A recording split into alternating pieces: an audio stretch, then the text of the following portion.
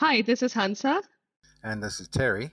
and you're listening to the Omdia Digital Leaders Podcast.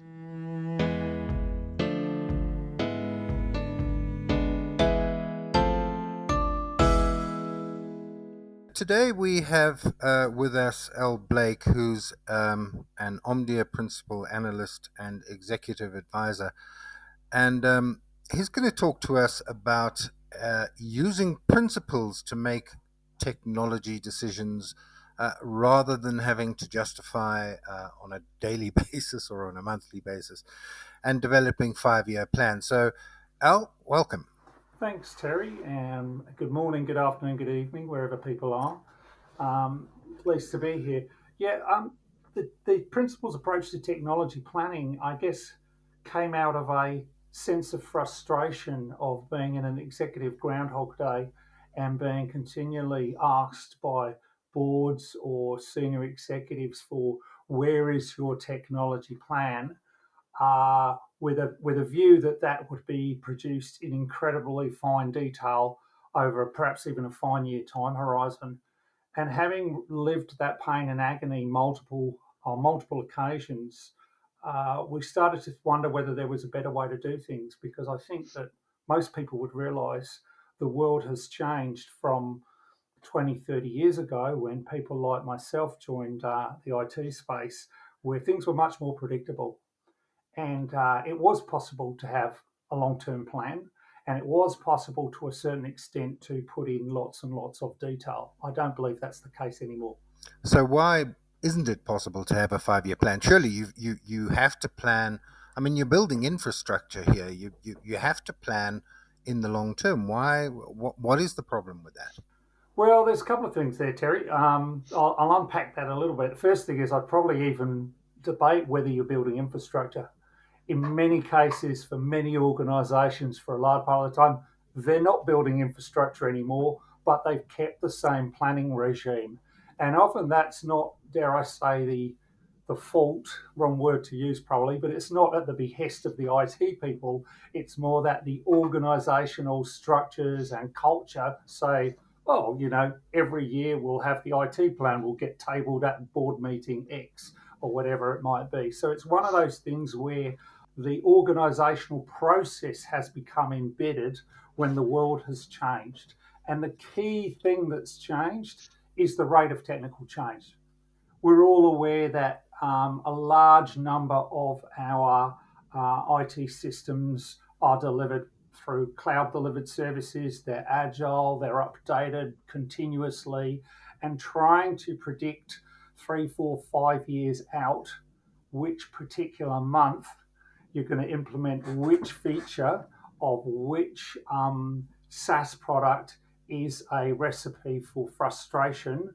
And to be honest, it's a lot of wasted effort, because many of these plans take a large number of human resources to pull together and continue to refine, and then they sit on the shelf as big fat doorstops or boat anchors that don't actually get referenced that often. Yeah, but then you need to have plans, right? So when we talk about whether it's iterative methods of software development, or when you talk about agile, and you still need to have plans. You need to have some kind of a structure to build technology. You need to know a roadmap. That's what we talk about. We talk about roadmaps, we talk about strategies. So but what you are recommending, Al, is radical. So can you Yeah. so what's the alternative? Well, I'm a closet anarchist. That's what it really is. Harking back to my student days where I'm going to storm the barricades. But you're absolutely right, Hansa. Of course, you have to have planning. I think what we're looking at here, it's about the level of detail that the planning goes to, and it's about the time horizon that the planning goes to. So I've been in multiple organisations where essentially the IT plan was hundreds, if not thousands, of lines on an Excel spreadsheet. And really, you might couch it as this is our upgrade list rather than a plan. And that's the kind of activity that we've seen is basically counterproductive and a waste of effort. So it's more about taking your planning to the high level and having a strategy and an idea of direction where you want to go, and then really having a framework for how you make decisions to keep you going in the right direction, rather than wasting a lot of time and resources on the lower level iteration. Okay, so really what you're saying there is that your average executive is way outside their comfort zone unless they have a doorstop plan from the tech department.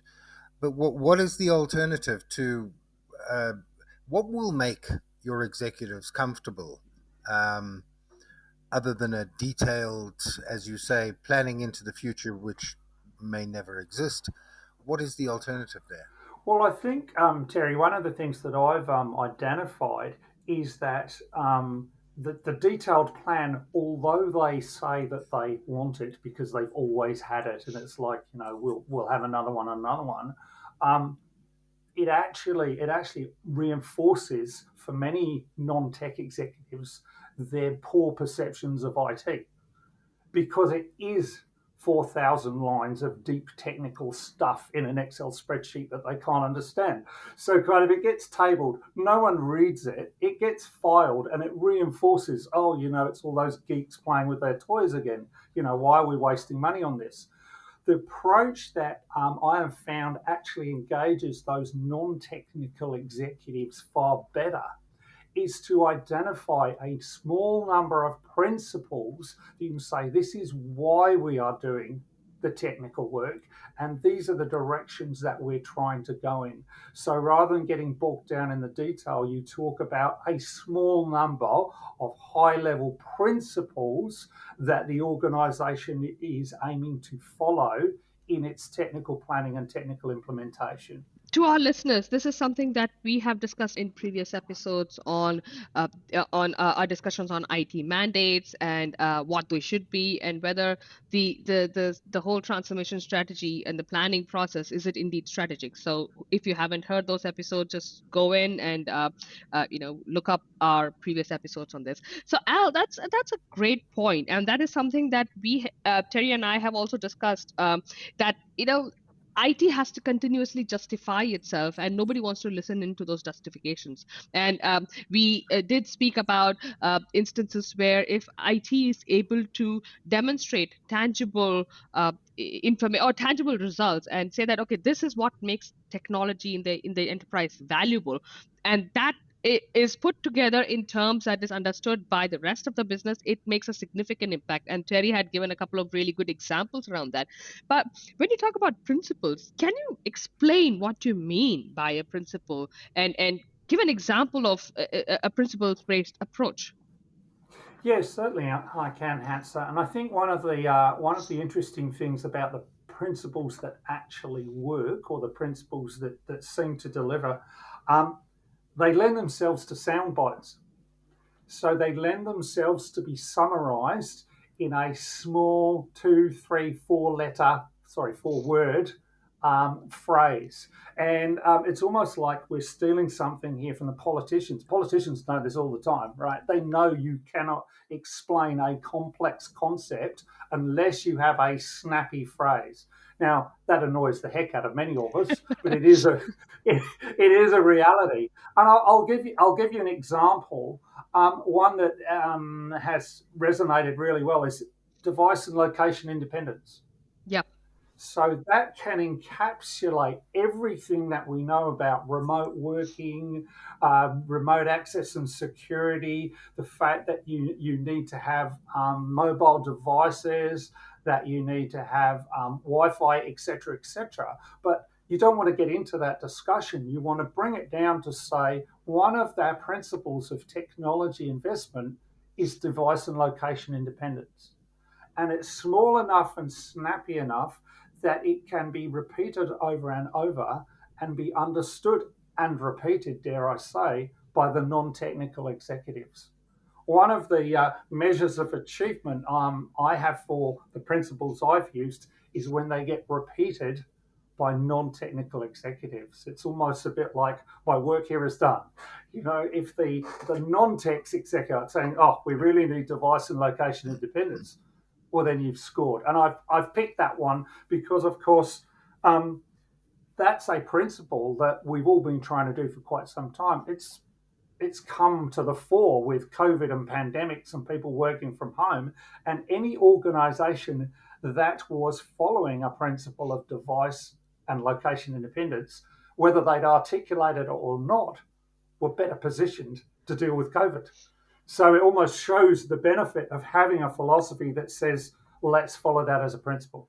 So we'll come back to some more principles in a moment. I just want to go through the, if you will, the process. How long, in your experience, does a principle last, if you want to call it that? And does it become a dogma that everybody kind of then, something changes in the technology and they say, no, no, no, no, device and location independence. And you say, oh, no, not again. That's an interesting one, Terry. What you end up regretting the principles that you chose. Yeah. Yeah, I've not seen that happen, but probably what that goes to is what makes a good principle. I think is really part of the question there, and they should be generalized technology principles that will allow you to make decisions in the future. This is really what we're talking about, future investment decisions, when you've literally got very little idea of what the decisions are going to be because things are changing so quickly. So they are longer term principles. They are longer term. They certainly don't change that frequently, but like everything else, they should be reviewed, and if they don't hold water anymore, then they should be changed. The other I guess criticism, and I'll really put it out there, is we identified sort of five technology principles that would apply to most organisations. I mean, it's hard to find an organisation they wouldn't apply to, and one of the criticisms might be, well, they're just technology motherhood statements. Yeah. They're so obvious that why would you put them out there? But they're technology motherhood statements to us, to people who work in technology, but not necessarily to those on the outside. And let's be clear that the big value for this is when we're trying to sell what we're doing in terms of why we're doing it, why we need budget for it, why we need people for it, why option A is a better alternative to option B for people who are not technologists. The technologists can get down in the detail, but they have a long time frame. We're talking multiple years. They would certainly outlive any technology plan, and they'd probably almost outlive any technology.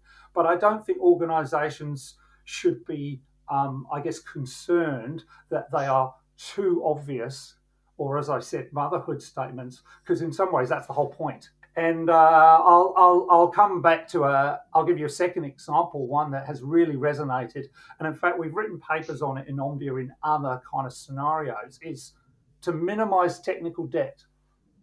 That's it, just three. You'll notice they're all, I've just realized all the best principles are all three words, but maybe I should make that a principle in itself. Minimize technical debt, because that applies to almost any organization that is not a greenfields organization. It allows you to have a conversation about, well, how did we get technical debt? Why should we care about technical debt? And as I say, one of my biggest achievements as a technical executive was getting non-technical execs to say, oh, one of the things we've got to deal with is technical debt. And that was a huge breakthrough, because that meant that we could, I guess, justify within the organisation the investments we wanted to make. And we could also say why option A was a better option than option B in a simple and easily consumable fashion. Because option B would increase your technical debt in due course. Would increase technical debt, or certainly wouldn't minimise it. And that's precisely the thing. And once you've encapsulated an incredibly long and complex argument down to a three-word phrase that a large number of people understand, then you can say, oh, well, yeah, option B, that's going to increase our technical debt, or it will increase our technical debt in the future. So essentially, it's about putting together a concept that everyone can relate to, but that still allows you more flexibility around technology decisions and planning in the future, which can essentially adapt the organization to whatever comes 2 years, 3 years, or 5 years down the line. But the main motto holds, clear. And I guess it's what Pirates of the Caribbean, where they say, the code is more than it's just it's just guidelines. It's not actual It's rules. It's not rules. It's guidelines. just guidelines. And I think that's an incredibly important point, that this is a framework and these are guidelines. We even recommend that, hey, if you see an investment decision that doesn't align with your principles, you may still decide to do it, but at least be clear why you are deciding to do it. It may be an option that increases your technical debt, but there is an absolute, the organization's going to go broke if it doesn't do it. There's some government mandate. There may be some overriding reason that says you have to do it, but do it consciously, Yeah. at least. And I guess one of the recommendations that I make to organizations when they're trying to say, well, what should our principles be? Because of course that's the big question. Mm-hmm. And as I say, we've called out 5 that we believe apply to most organisations. But those need to be validated, and there may be a 6th one that works for a particular industry but not for others. One recommendation is there's no magic number, but there is a small number. So 5, 6, 7, no one really cares. If you've got 50 principles, I don't really think you've got the concept. So it's a small number, and one of the sort of thought processes I encourage people to do when they've identified their 5 principles is just revisit a few bad decisions from the past. We've all got them. We've all got that piece of infrastructure that you go, oh, good. Why was that bought? Why, that I'm now lumbered with that legacy, and I've got to sort it out. And just say, would that have aligned with those principles? If it would have done, then either the principles may not be the best ones. If you go, no, if we'd have been following those principles 5 years ago, we probably wouldn't have done that. That's a good sanity check that they will help you into the future. But the key thing is, these aren't, as we've previously said, these aren't hard and fast. They're not tablets of stone. They're guidelines. They're a framework. They allow you to have a sensible discussion about your future, your direction, and the investments you want to make. And they are, if they're the right ones, they're ones that can be used to convey the value of IT in a short soundbite to the rest of the organisations. So I do remember when I was a CIO, I think 30% of my budget, and this is an annual budget, I didn't spend because things had changed, but I spent that 30% on something that we hadn't anticipated. So I think what you're saying here is, and my that was one of my principles, is I'm budgeting for this, but guess what? It ain't going to happen. But luckily, my boss understood. The rest didn't. But I like the idea of principles in that they're enduring in a time in which not much is enduring. I mean, our processes are changing on a daily basis. Work from home has just proven that. The locations are changing on a daily basis. And guess what? The technologies are changing on a daily basis as well. Um, do you align your principles to your organizational goals, or are they kind of structured around the organization rather than? So, for instance, you might want to be citizen centric.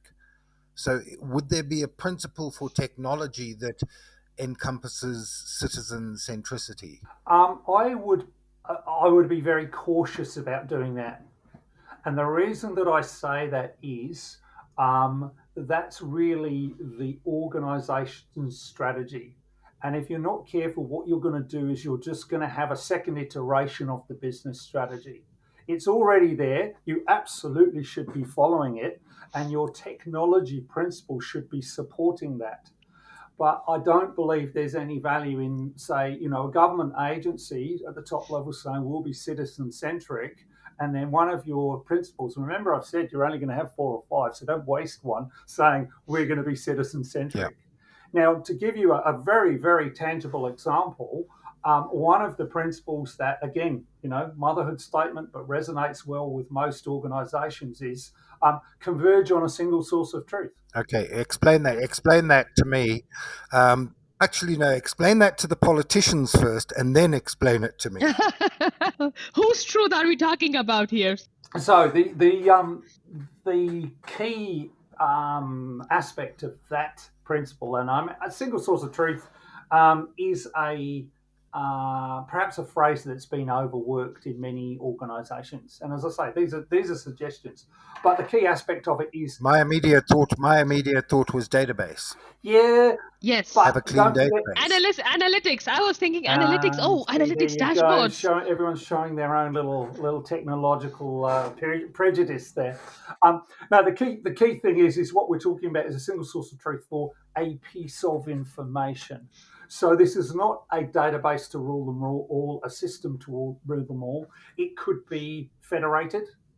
It could be joined from different sources. You can even have duplication if you need it for performance reasons or security reasons.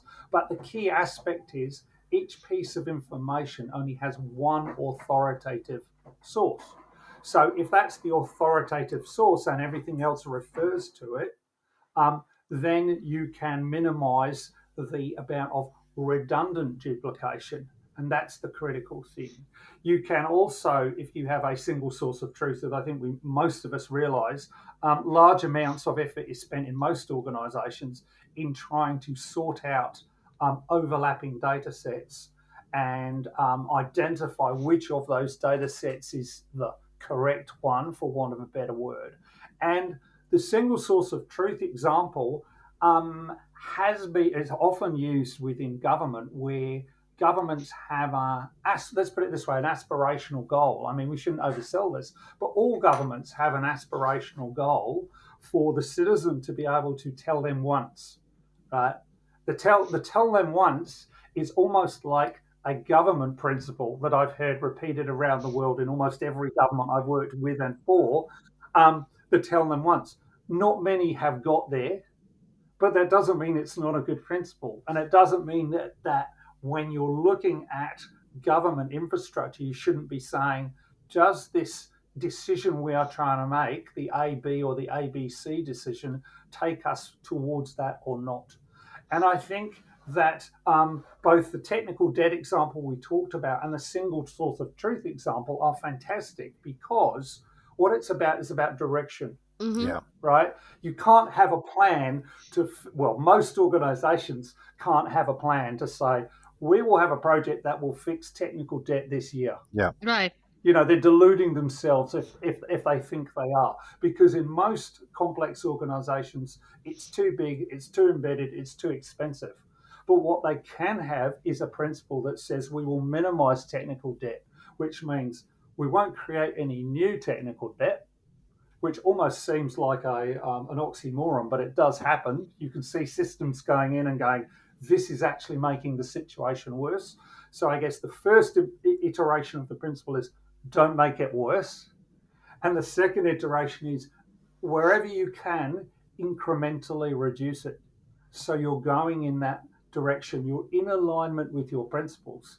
And a further advantage of that is you don't feel you've failed if you haven't done 100% of it. And I think, Terry, coming back to your example of saying, well, when you were CIO, you had this plan, you knew there was 30% of stuff that you were never going to do anyway, but you just got budget for it and, kind of stirred it around in the pot and did some other good stuff, which, dare I say, many of us have taken that strategy. It means that to a certain extent you've gone, well, we had this plan, but we knew we were never going to do it anyway, and we didn't deliver on it. So that brings us right back to, so what was the point of the plan? Whereas if you've managed to have the principles in place and say, no, we've moved 10%, 20%, 30% along the road of the direction we're aiming to go, that's a far more positive outcome. Excellent points, Al. So I understand what you're trying to say. So what's the process for getting a principles-led approach started in an organization? It's not something that comes naturally. And who leads it? Should it be the CIO, or should it be more like the CEO is giving the mandate, or is it more a joint decision? Who comes up with these principles, and how do you do it practically? Well, I think, as in many of these things, Hans, so the executive that comes up with it is the one who can see the benefit in it and can actually make it happen. Ideally, it would be a joint CIO CEO approach. In reality, the approach I've seen is it's usually the CIO, CTO who sort of formulate them iteratively and then road test them within the rest of the organization. Obviously, the principles are useless if no one else buys into them. So it's not a case of, well, here are our principles and stuff you guys. That's not going to work. But similarly, if it's a tool that the IT organization finds useful, they're going to have to take the running with making it happen, recognizing that they can't do it in isolation. So, my view is it's a certainly led by IT, but it's on a road to disaster if it hasn't got the buy-in from other execs. And in my experience, starting to starting to even put the concept out there of we're going to take a principles approach. We think there might be a better way. Principles approach might be the way to do it. Months before you even do principles means by the time it comes to the attention of other executives, they're already in the right frame. They've already heard it 10, 20, 30 times in the coffee bar or whatever. And so now you're talking about, well, what should the principles be? Alternatively, what you do if you're talking sound bites is you don't tell them about the principles approach. You just kind of kick out a few sound bites, and after a while, people say, "Yeah, but that's the way you've always worked, haven't you?" And you say, "Yeah, Absolutely. You drop them in. yeah." Yeah. Well, the best principle is the principle no one knows they've got. Really, I mean, you start and let's face it. I'm coming back to politics here. My goodness, maybe that should have been my alternative career. No, we'll scratch that one. But what do politicians do? They focus group things. Yep. Yeah. So you start, Terry, what you're talking about here is you're focus grouping, workshopping some of those principles by injecting them into various meetings and conversations and seeing how they resonate. So really what you're then doing maybe 3, 4, 5 months down the track is you're formalizing the ones that work and ditching the ones that kind of didn't, that no one could really understand. And also you can fine tune your message. I think at some point I was being a bit facetious when I was saying, you don't tell anyone what they are. At some point you need to say, well, these are the 5 or these are the 3 or these are the 7 that as an organization we've agreed we'll take our technology planning forward. But you want to already know that those resonate with key parts of the organization before you put them on a table.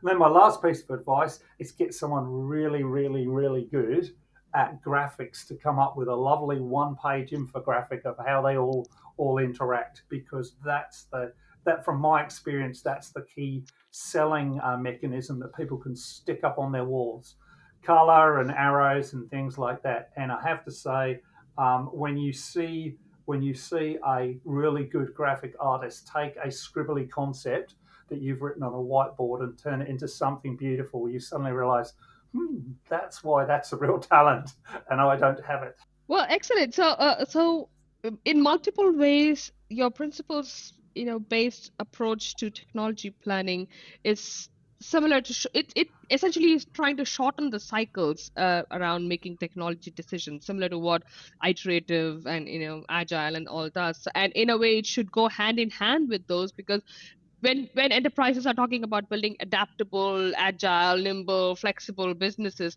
unless they have an approach which allows them flexibility around decision making, they're not really being adaptable or agile, are they? Absolutely. And as we, we're sort of coming full circle back to where we started. If we were still in a very stable, predictable, and linear environment, the sort of IT and technology and organizational world that we experienced maybe 2 decades ago, where really you did have that predictability. And let's face it, most of our budgeting, most of our project management policies were designed around building big bits of physical infrastructure, so bridges and motorways and tower blocks. And we see that they're not that agile. You order a pile of concrete turns up, and you build a bridge, and it's a very predictable process. Yep. We know that the IT world has changed substantially away from that in the last 20 years. And this is a way of having that flexibility. So we're still going in a consistent direction, but we're not locked into the fine detail of decisions that we made 3 years ago on a plan and went, oh, well, actually, we wouldn't do that, but it's in the plan. Okay, so look, I think I'm sold. I think one of the things that, as you've been talking, is I've been thinking 20, 30 years ago, we considered kind of IT and organization as a machine metaphor, Mm-hmm. whereas it's now an ecosystem. It's an organism, yeah. It's an organism, quite right. Yes, yes, that's a good analog. In fact, it's now an organic. It's more of I was going to say a bacteria, but it's a living organism. It's an Yep. organism. It's a living organism, and it's growing and Yeah. morphing, and it's adapting to its environment. And yes, to take a metaphor from the natural world, we know that organisms need to adapt and evolve. And if they don't, they disappear. There's not many dodos left around. They had to adapt very quickly to the musket and didn't really do it very well. So you're absolutely right. I think that's a great analogy that we are now looking far more at an organism that adapts, and this is a way to uh, ensure that adaptation happens in a consistent direction. Well, thank you, Al. It was wonderful having you today talking to us about a principles-based approach to technology planning. To our listeners, this report is available on omdia.com. And if you would like to reach me, Terry, or Al, and you have questions or comments about the show, you can reach us at askananalyst@omdia.com. That's askananalyst@omdia.com. You've been listening to the Omdia Digital Leaders podcast. Until next time, stay safe.